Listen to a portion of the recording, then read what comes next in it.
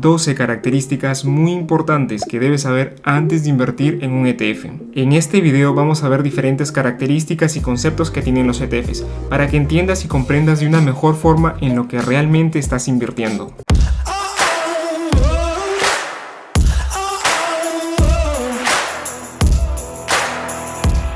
Número 1. Total o Net Expense Ratio. Esta es la tarifa anual que se cobra a los inversores para cubrir los diferentes gastos operativos y administrativos que tienen tanto los fondos mutuos o en este caso los ETFs.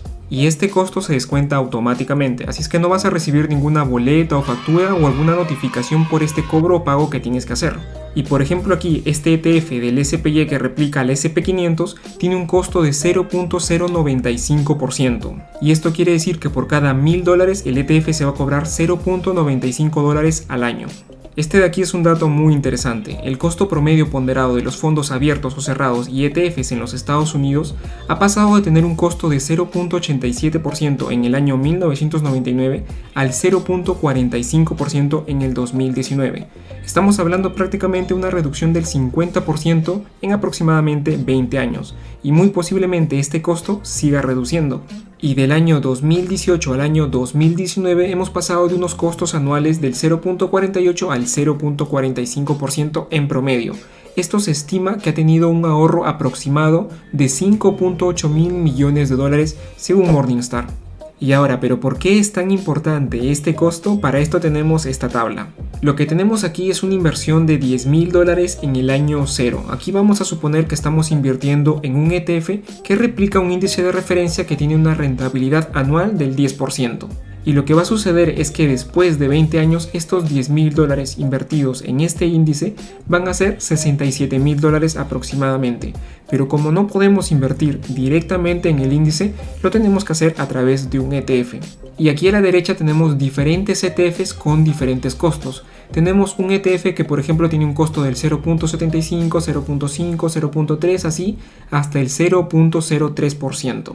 En esta primera opción, con un ETF que tenga un costo de 0.75 anual, estos $10,000 se habrían convertido en $58,000 aproximadamente. Esto quiere decir que habríamos pagado en costos por el ETF un total de $8,600, aproximadamente un 12% menos con relación a solamente si hubiéramos invertido en el índice directamente.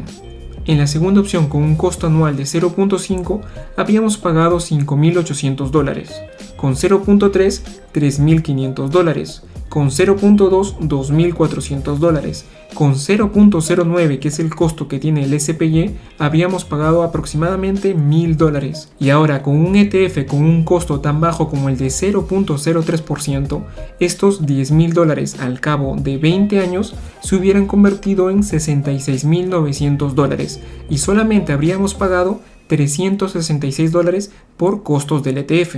Y es por esto que los costos de los ETFs son muy importantes. Y ahora, después de haber visto la información anterior, posiblemente la pregunta que se nos venga a la cabeza es ¿cuáles son entonces unos costos adecuados? Y para esto tengo esta tabla referencial que he armado. Unos costos muy buenos van a estar entre el 0.02% y 0.10%. Aquí vamos a tener ETFs muy conocidos de firmas muy conocidas como Vanguard, iShares, la SPDR o incluso Charles Schwab. Entre los ETFs que figuran con costos buenos y aceptables, también vamos a tener empresas muy conocidas como otras no tanto, pero aquí vamos a tener por ejemplo ETFs más específicos. Vamos a tener como por ejemplo ETFs sectoriales, ETFs por industria, ETFs por regiones, ETFs por países, ETFs por mercados emergentes, etc. Luego tenemos los ETFs costosos que para mí oscilan entre el 0.61% y 0.80%. Dentro de estos ETFs costosos, por ejemplo, podemos tener firmas como las de GlobalEsk y ARK Invest. Estos últimos todos tienen un costo de 0.75% y se debe lógicamente a que están gestionados y hay que cubrir esos gastos del equipo que se encarga de estar seleccionando, comprando y vendiendo acciones.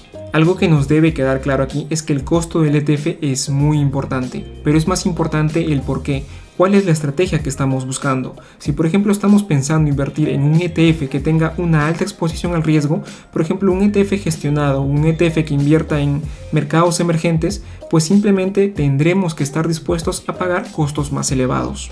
Número 2. Dividendos. Sí, señores, los ETFs entregan dividendos y esta entrega de dividendos también puede ser un factor muy importante para los inversores. Recuerden que tenemos ETFs de distribución y también ETFs de acumulación.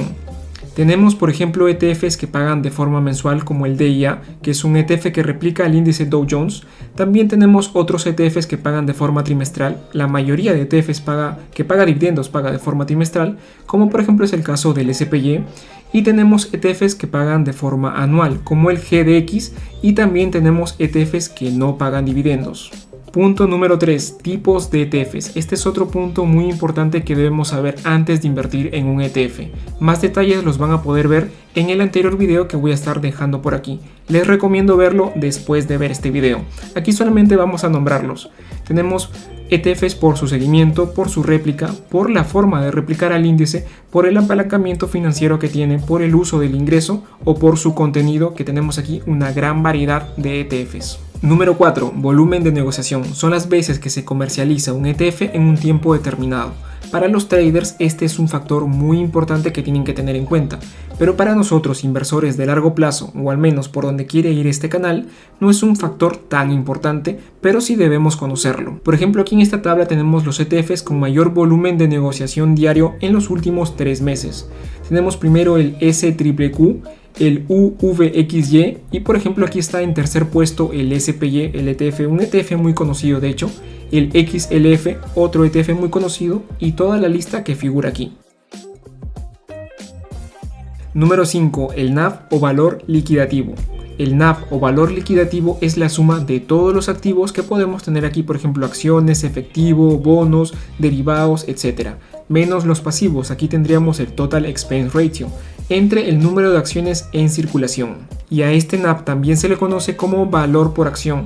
Es el valor razonable que tiene una sola acción del fondo. Número 6. Precio de mercado. Este es el precio al cual un inversor puede comprar o vender un ETF. Y tanto el NAV como el precio de mercado pueden diferir y esto se debe básicamente a dos motivos. Número 1, una razón de gran volatilidad y número 2, la diferencia horaria. Por ejemplo, un ETF puede tener diferentes acciones que cotizan en diferentes bolsas del mundo. Lo ideal aquí es adquirir un ETF que tenga el precio de mercado cotizando por debajo de su NAV, pero la verdad es que esto difícilmente sucede. A esto se le llama cuando un ETF está con descuento, y si tienes un ETF con descuento, házmelo saber en los comentarios. Y para poder visualizar tanto el NAV como el precio de mercado, yo les recomiendo usar morningstar.com o en todo caso Yahoo Finance. Número 7. Rendimiento del ETF. Aquí lo recomendable siempre es ver el rendimiento total anual promedio al final del mes. Este rendimiento incluye los dividendos y también descuenta o ajusta los gastos que tiene el ETF. Y también se recomienda al menos ver 10 años o incluso mejor aún más. Y aquí quiero recalcar, como todos ya sabemos, estamos hablando de renta variable, así es que los rendimientos pasados no garantizan rendimientos futuros. Y para ver estos rendimientos recomiendo la página de morningstar.com. Vamos aquí y colocamos el ticket del ETF. Entramos. Nos vamos aquí donde dice Performance. Bajamos por aquí donde dice Trailing Returns y vemos al final del mes. Entonces a partir de aquí ya tenemos los rendimientos totales anuales promedio al final del mes. Acá tenemos de 3 años, 5 años, 10 años e incluso 15 años y desde la fecha de creación del ETF. En este caso este ETF fue creado en 1993. Espero que no estés cansado todavía, sinceramente no sé cuánto va a durar este video, pero las siguientes características, pese a que no son muy conocidas, son muy importantes que las sepamos antes de invertir en un ETF. Si no entiendes algo, simplemente vuelve a ver el video. Y antes de continuar con el video, quiero decirte que le des like al video si te está gustando, suscríbete al canal si aún no lo has hecho y compártelo para que más personas puedan tener estos conocimientos. Ahora sí, continuemos. Número 8. Estructura del ETF. Actualmente los ETFs pueden ser muy complejos y es muy importante que nosotros sepamos dónde estamos efectivamente colocando nuestro dinero. Tenemos diferentes estructuras de ETFs, pero aquí vamos a ver las más importantes y las más conocidas. Tenemos por ejemplo las Open End Funds y las Unit Investment Trust, o conocidas como UIT. En el caso de las Open End Funds, estas reinvierten los dividendos inmediatamente. Y en el caso de las UITs, estas lo retienen el dividendo hasta el final del trimestre. Y esta característica va a depender del mercado. Por ejemplo, en un mercado alcista lo conveniente sería reinvertir los dividendos inmediatamente para que estos se vean beneficiados de este impulso que tiene el ETF. y en un mercado bajista lo conveniente será retener los dividendos y invertirlos hasta el final del trimestre. La segunda característica importante es que las Open-End Funds sí prestan valores, mientras que las UIT no lo hacen. Esto de aquí lógicamente que es un beneficio, ya que al prestar valores estos reciben unos intereses, lógicamente que esto repercute finalmente en el rendimiento del índice. Y aquí el ejemplo más claro es por ejemplo el SPY, que es una UIT, y el IVV, que es un Open-End Funds, por ejemplo, ¿no? Incluso la página del prospecto del ETF del SPY nos dice que es a Unit Investment Trust. Y las estructuras que tenemos aquí son estructuras de commodities. Tenemos primero los Commodity Pool y los Grantor Trust. La primera característica es que, por ejemplo, los Commodity Pool invierten directamente en futuros de commodities, mientras que, por ejemplo, los Grantor Trust invierten en partes respaldadas por activos físicos, como pueden ser lingotes de oro o plata. Estos Grantor Trust invierten principalmente en metales preciosos o algunas monedas también. La siguiente característica es que los Commodity Pool sí necesitan a un gestor, mientras que los Grantor Trust no necesitan un gestor. Esto lógicamente incurre en algunos costos extra. Y otra característica de los Commodity Pool es que estos ganan intereses a través de garantías o colaterales de sus contratos de futuros, mientras que para los Grantor Trust esto no aplica. Aquí por ejemplo tenemos dos ETFs muy conocidos, el DBA que invierte en diferentes futuros de commodities y el GLD que invierte en oro. Número 9. El Turnover Ratio o el ratio de rotación. Este indicador de aquí mide la frecuencia con que los administradores o gestores de fondos compran o venden activos. A mayor venta o compra de activos, mayor ratio de rotación. Por ejemplo, aquí tenemos el ETF del SPY que tiene una rotación muy baja del 2%, otro ETF, el DGRE, que tiene una rotación del 55%, y otro ETF como el de ARKK, que constantemente está comprando y vendiendo acciones, tiene una rotación del 80%. Aquí debemos tener en cuenta que con una mayor rotación de activos estamos incurriendo en costos tanto administrativos como operativos más altos y también en costos tributarios más altos. Esto finalmente, lógicamente, termina repercutiendo en el rendimiento del ETF. Número 10. El rebalance o el rebalanceo o el balance o el reequilibrio que tiene un ETF para que estos sigan manteniendo su ponderación original. Supongamos ahora que un ETF al inicio de sus operaciones tiene una ponderación para cada uno de sus activos y después de algunos meses lo que sucede es algo como esto, que los activos han tenido diferentes rendimientos. Hay activos que han rendido más y otros que han tenido un peor rendimiento y esto genera una desproporción de lo que originalmente fue el índice. Es aquí donde sale el rebalanceo.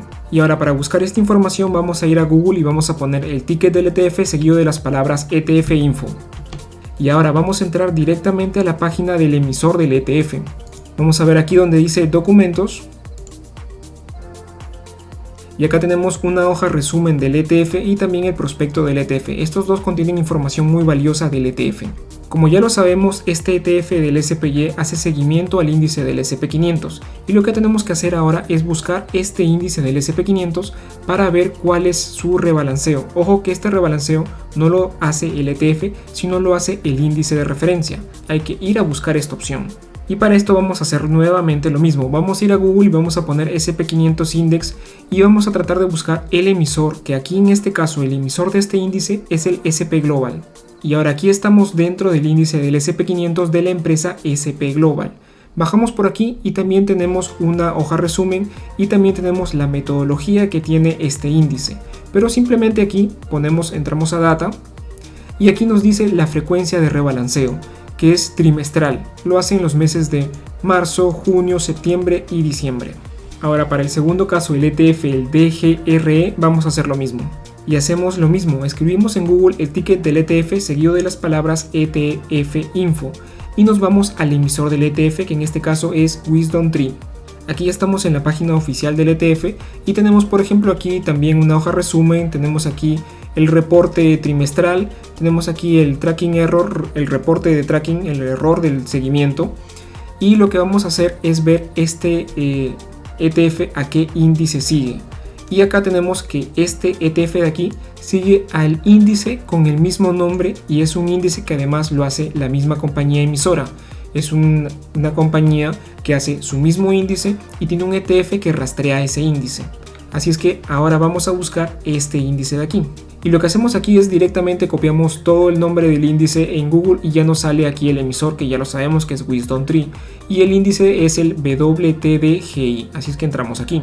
Y aquí ya estamos dentro de la página oficial del índice y tenemos nuevamente por aquí la misma información. Acá tenemos la metodología con que cómo se está formando este índice, y por aquí tenemos una información del rebalanceo, un resumen del rebalanceo que tiene este índice, que lo vamos a ver de aquí. Y ahora por aquí en el resumen nos dice que este índice tiene una ponderación por dividendos anual.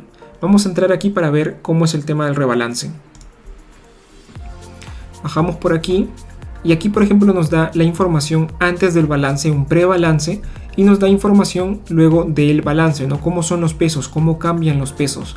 Bueno, si ven a detalles este índice en la metodología nos dice que cada acción que tiene, cada componente que tiene el índice no puede tener un peso mayor del 5%, así es que se tiene que rebalancear.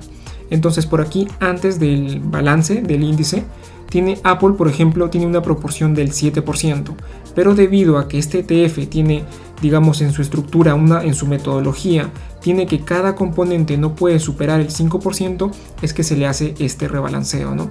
Y finalmente, después del balance, Apple termina teniendo un 4.91% que está dentro de la categoría o dentro de lo que indica la metodología de este índice. Y por último tenemos ETFs como el de ARK Invest, el ARKK, que sabemos que no siguen a ningún índice, así es que no hacen rebalanceo, ya que constantemente están comprando y vendiendo acciones. Ya estamos por llegar al final. Número 11, el alfa. El alfa representa el porcentaje de rendimiento superior o inferior que tiene un ETF comparándolo con sus propios retornos esperados o comparándolo con un índice de referencia. En estos ejemplos, por ejemplo, el alfa representaría un más 2% de rentabilidad frente al índice si es que se le está comparando con el índice, o un menos 3% de rendimiento frente al índice si es que se le está comparando frente al índice. Y aquí lógicamente lo que nosotros como inversores estamos buscando es que este alfa sea lo más alto posible. Número 12 y última característica es el beta. El beta indica la volatilidad que ha tenido un ETF frente a su índice de referencia. ¿Cómo ha variado este rendimiento del ETF frente a su índice de referencia? Por ejemplo, un beta de algún ETF que sea igual a 1 indicaría que su NAV o valor liquidativo tiene una volatilidad que es igual al índice. Un beta mayor a 1 indicaría un NAV más volátil que el índice, tendría unos rendimientos que subirían o bajarían en mayor o menor porcentaje con respecto al índice. Y un beta menor a 1 indicaría un NAV menos volátil que el índice. Aquí la elección va a depender de cómo nos sintamos. Si somos unos inversores conservadores, estaremos buscando un beta menor a 1, pero si somos inversores que nos gusta el riesgo, estaríamos buscando betas más altos, betas mayores que 1. Y ahora para ver el alfa y el beta de un ETF vamos a irnos a Morningstar. Vamos a poner nuevamente aquí el ticket de lo que necesitemos. Vamos a entrar aquí donde dice Risk. Vamos a poner siempre los mayor años disponibles, aquí disponemos de 10 años. Y acá tenemos el alfa y el beta del fondo de la categoría, una categoría que nos da aquí Morningstar y frente al índice. Y acá tenemos estos otros valores. Si quieres que describa o que te explique estos valores, simplemente déjalo en los comentarios. Espero que hayas aprendido algo nuevo en este video y si te ha gustado no olvides darle like y suscribirte al canal si aún no lo has hecho. Un saludo y excelente inversión.